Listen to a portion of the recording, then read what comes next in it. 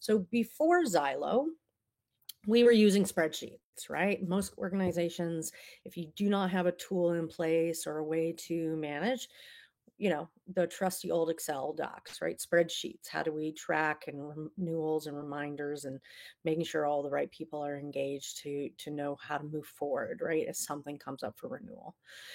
But inevitably, when you have spreadsheets, human error comes into play a lot more. And there's always missing information, missing key data. There's many times when, spend on credit cards is happening that you're not aware of. So trying to gather all of that together and pulling information from different spend tools, expense tools to try to get that data into a spreadsheet that makes sense with contract dates is challenging, right? And inevitably you're going to miss something.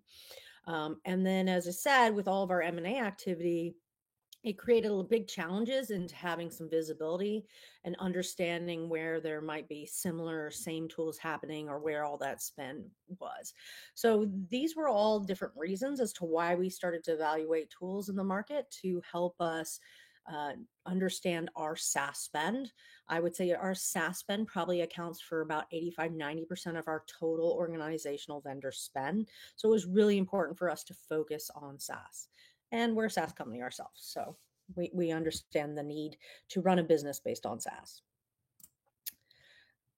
So when it comes to making sure we have the right information to make intelligent decisions, Xylo really helped us for our renewal visibility, right? There's the calendar that is showing, a heat map of number of renewals coming up. We've also worked with Xylo to create default reminders, right? So our minimum default is 90 days out. We're getting an email, it's showing up on the calendars, and we're evaluating what's coming up, right? And we can look at what happened last year's renewal. It allows us to give focus on what's coming up over the next 1, 2, 3, 6, 9, 12 months and see where we need to give our attention, right? Many teams will break things down by, department, maybe they focus on hardware, software, focus splits, or marketing, sales, product, engineering. So having this visibility of what's coming up allows us to, spread that information of responsibility across our team so that we can stay on top of it and also to be ahead of it, right? There's some key things about understanding what's coming up to be able to make good decisions.